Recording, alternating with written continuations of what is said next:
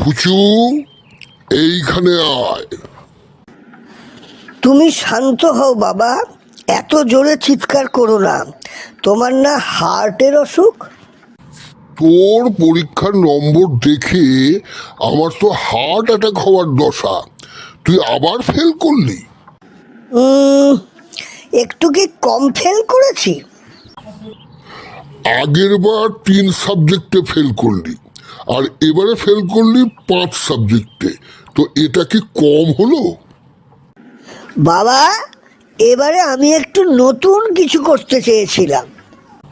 তোকে নতুন কিছু আর করতে হবে না, তোকে এখন একটু উত্তম মধ্যম দেওয়া দরকার। বাবা, তুমি বিশ্বাস করবে না, পরীক্ষার হলে লিখতে গেছি, হঠাৎ জানলা দিয়ে একটা ভূত ঢুকে আমার খাতা নিয়ে পালিয়ে গেল। কি? হ্যাঁ, পরে জানতে পারলাম ওর নাম ফেলু ভূত। ওর কাজই হলো ছাত্রদের ফেল করানো। ভূত? আমি ভূতের ভয় পাই না। আমিও পাই না বাবা, কিন্তু খাতা তো নিয়ে গেছে। তাহলে তোকেও এবার ভূতের মতো দৌড়তে হবে। দাঁড়া। বাবা, আসল ঘটনা বলি। বল। আমি পরীক্ষার হলে বসে সুন্দর করে লিখছিলাম, হঠাৎ দেখি আমার পেন গায়েব। তা পেন কোথায় গেল? জানি না বাবা, পরে মনে হলো আমার পাশে বসা ছেলেটা ছিল ম্যাজিশিয়ান। সে চোখের পলকে আমার পেন গায়েব করে দিল। মানে তোর লেখার জন্য পেনও ধার করা লাগে? বাবা, তোমার ছেলের এত ভালো মনের বন্ধু আছে যে সে পরীক্ষা শুরুর আগেই আমার সব কিছু নিয়ে নেয়।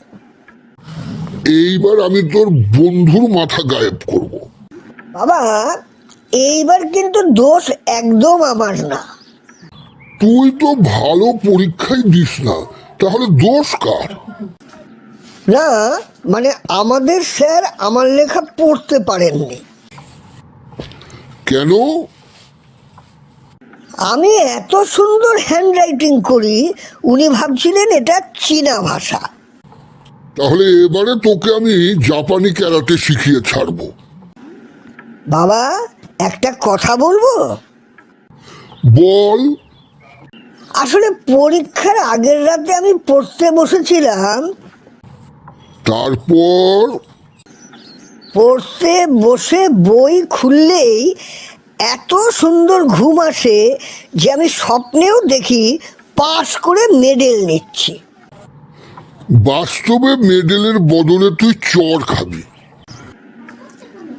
বাবা, তুমি তো বলো যে রাতের খাবার খেলে ঘুম আসে, আর পড়ার বই খুললেও ঘুম আসে। এর মানে কি? এর মানে হলো তোর ব্রেন খাবারের থেকেও স্লো। এখন তোকে দৌড়তে হবে।